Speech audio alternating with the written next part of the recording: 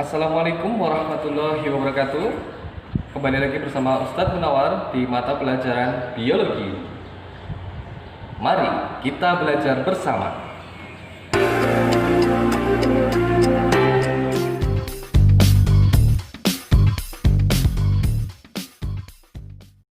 Kembali lagi bersama Ustadz Munawar di mata pelajaran biologi. Selamat pagi anak-anak. Hari ini kita akan mempelajari tentang struktur dan fungsi jaringan tumbuhan. Ini di bab 2 ya. Setelah kemarin kita mempelajari tentang sel, uh, apa organel sel itu, pengertiannya, kemudian sampai ke transport aktif dan pasif di metabolisme sel. Baik, kita langsung saja. Kita akan mempelajari apa hari ini tentang struktur dan fungsi jaringan tumbuhan. Nah, tujuan pembelajarannya di pertemuan pertama di materi bab 2 yaitu menganalisis keterkaitan antara struktur sel pada jaringan meristem dengan fungsinya pada organ tumbuhan.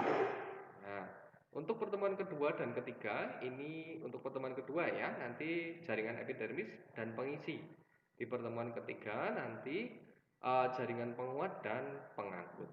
Mari kita langsung saja ke materi yang pertama. Struktur dan fungsi jaringan tumbuhan, ini Ustaz sudah buatkan peta konsep, nanti boleh dicatat ya kalau yang ingin mencatat, atau boleh di screenshot ya biar mudah. Silakan dipahami struktur dan fungsi jaringan tumbuhan. Nanti kita akan bagi tiga, yaitu organ pada tumbuhan, jaringan pada tumbuhan, dan sel penyusun pada tumbuhan. Yang pertama, tentu saja kita sering mengamati ya organ pada tumbuhan, baik vegetatif maupun generatif. Vegetatif yang di sini dimaksud adalah akar, batang, dan daun, serta bagian generatif atau yang berfungsi sebagai reproduksi secara generatif ini ya, ada bunga, buah, dan biji. Jaringan pada tumbuhan dibagi menjadi dua, yaitu jaringan meristem dan jaringan dewasa. Jaringan meristem berdasarkan pertumbuhannya dibagi menjadi dua, yaitu primer dan sekunder. Apa itu jaringan primer, apa itu jaringan sekunder, nanti Ustadz akan jelaskan lebih lanjut ya. Berdasarkan letaknya, nanti ada jaringan apikal, meristem lateral, dan meristem interkalar. Pada jaringan dewasa, ini dibagi menjadi 4, yaitu jaringan dewasa berfungsi sebagai pelindung, sebagai pengisi, sebagai penyokong, dan pengangkut, serta sel-sel penyusun pada tumbuhan, ini ada sel parenkim, kolenkim, dan sklerenkim. Nah, untuk sel pada penyusun tumbuhan ini, insya Allah kita akan lakukan praktikum ya, atau nanti bisa Ustadz berikan data sekunder dari internet maupun dari YouTube ya, dari teman-teman kalian yang sudah melaksanakan praktikum. Jaringan meristem dibagi menjadi dua berdasarkan pertumbuhan dan berdasarkan letaknya. Kita simak yang berdasarkan pertumbuhannya dulu. Berdasarkan pertumbuhan ada meristem primer dan sekunder. Meristem primer adalah apabila sel-selnya berkembang langsung dari sel-sel embrionik atau sel-sel muda. Sedangkan meristem sekunder adalah meristem yang apabila sel-selnya berkembang dari jaringan yang sudah dewasa, yang sudah mengalami diferensiasi. Jadi sudah bukan muda lagi ya. Kalau primer itu berasal dari jaringan muda, kalau sekunder itu berasal dari jaringan yang sudah dewasa. Contohnya adalah untuk yang meristem sekunder yaitu cambium gabus, dan untuk yang meristem primer adalah meristem apikal. Apa itu meristem apikal? Nah ini berdasarkan letaknya meristem dibagi menjadi tiga, yaitu yang pertama adalah meristem apikal. Meristem apikal adalah meristem yang terdapat di ujung utama dan pucuk lateral serta ujung akar gitu ya. Jadi meristem apikal itu ada di ujung akar dan ujung batang. Fungsinya nanti untuk pemanjangan tentunya ya. Ada juga meristem interkalar. Oh, meristem lateral dulu. Oke, meristem lateral. Terletak sejajar dengan permukaan organ ditemukannya. Contohnya pada cambium dan cambium gabus. Ya, jadi dia berfungsi untuk pertumbuhannya ke samping, melebar. Kalau yang apikal tadi memanjang, kalau yang interkalar itu, yang lateral itu untuk melebar. Kemudian ada meristem interkalar, terdapat pada diantara jaringan dewasa, contohnya pada pangkal ruas tumbuhan anggota suku rumput-rumputan. Jadi misalkan di tumbuhan bambu ya, di situ kan ada ruas-ruasnya dan masing-masing ruasnya itu nanti dia terdapat meristem interkalar. Jadi di antara jaringan dewasa dua. Ciri khas jaringan meristem, nah, tersusun dari sel-sel muda yang aktif membelah, tidak memiliki ruang antar sel atau tersusun rapat ya, nanti diamati di mikroskop, itu sel-selnya sangat rapat. Sel mengandung banyak protoplasma. Sel memiliki satu atau dua inti sel yang besar, vakuola yang sangat kecil, dan sel-selnya memiliki bentuk yang beragam dengan dinding yang tipis. Ini memungkinkan untuk jaringan meristem itu berubah menjadi jaringan yang dewasa ya, bisa nanti menjadi jaringan penyokong, pengangkut, atau lainnya, terserah dia nanti ya, terserah Allah nanti menjadi jaringan apa. Jaringan meristem ini berdasarkan letaknya ya. Ini berdasarkan letaknya, silakan amati gambar berikut ini. Meristem apikal itu berada di ujung akar dan ujung batang, di pucuknya ya ini. Shoot tip shoot apical meristem and young leaves. Ya, ini berisi tentang jaringan meristem apikal. Di sini juga meristem apikal. Ada juga meristem lateral. Nah, ini kambium di sini. Jadi dia memanjang. Kambium. Kemudian ada juga meristem interkalar. Interkalarnya harusnya di tumbuhan yang bambu ya. Ini ada aksiliar. Ada meristem aksiliar. Walaupun di LKS tidak ada, tapi Ustadz berikan ya. Karena ilmu pengetahuan kan selalu berkembang. Kalau di LKS ini kurang, Ustadz rasa kurang. Jadi Ustadz berikan tampilan seperti ini. Ada 4 berarti meristem ya. Ada meristem apikal, lateral, interkalar, dan terakhir adalah aksiliar. Ini tumbuh di antara daun muda seperti ini. Jadi di percabangan gitu ya. Untuk meristem kambiumnya kurang lebih seperti ini di lateral meristem. Ininya ya, susunannya. Yang pertama adalah dari luar ada jaringan epidermis, cortex, primer phloem, primer xilem, dan pit di sini.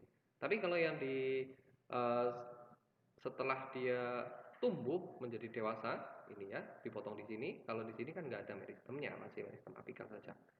Tapi kalau di bagian ini ada meristem yang lateral ya. Meristem lateralnya berupa kambium di bagian ini ya, di bagian ini. Untuk lebih jelasnya kita lihat di map ini. Ya, ini meristem apikal, meristem lateral, meristem apikal juga. Nah, lateral kuncup atau tadi yang disebut dengan meristem aksiliar.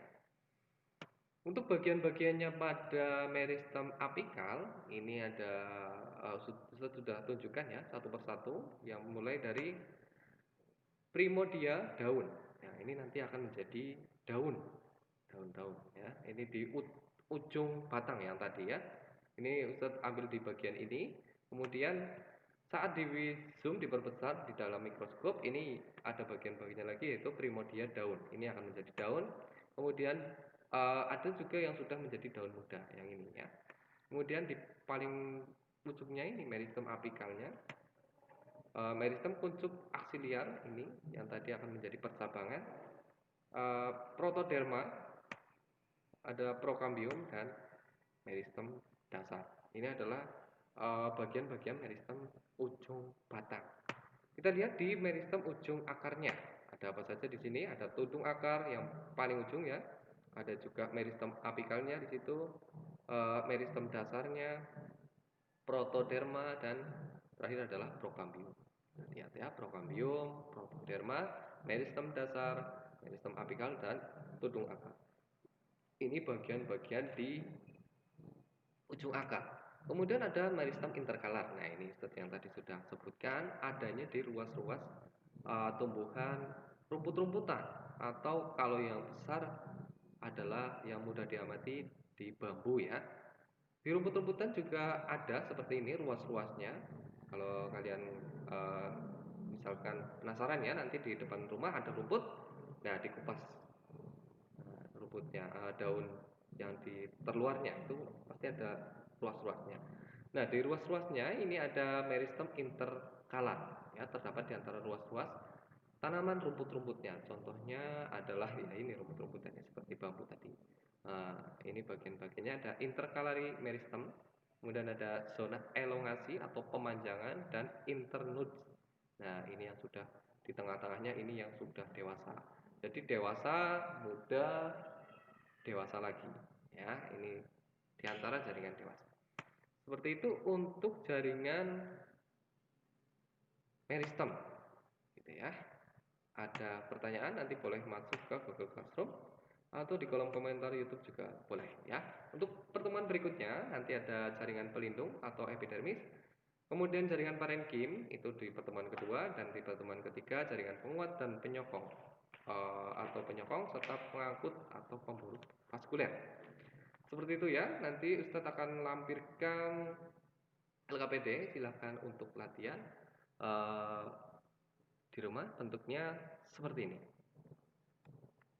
LKPD yang akan Ustadz tampilkan untuk jaringan epidermis, jaringan meristem. Nah ini ya jaringan meristem, nanti silahkan diisi nama, nomor absen, kelas, dan perhatikan gambarnya. Ada fakta gini, kenapa pada suatu tanaman akan terasa lebih lunak di bagian pucuknya dan mudah dibengkokkan. Namun apabila dibandingkan dengan yang di bagian tengahnya, misalnya di batangnya, itu saat kita bengkokkan itu akan terasa keras. Itu kenapa? Seperti itu ya, itu fakta. Bahwa tadi sudah mempelajari ya, kenapa yang di ujung terasa lembek, yang tengah, bagian tengahnya itu keras, seperti itu. Itu tentunya sudah bisa menjawabnya. Berdasarkan perbandingan jaringan meristem pada pojok tanaman batang di atas, identifikasilah struktur dari jaringan meristem. Nanti kalau yang menggunakan buku tentu saja harus digambar ya. Kalau yang menggunakan Word boleh di copy kemudian paste, ditunjukkan bagian mananya saja. Tadi ini bagiannya namanya apa, ini bagiannya apa, ini gitu ya.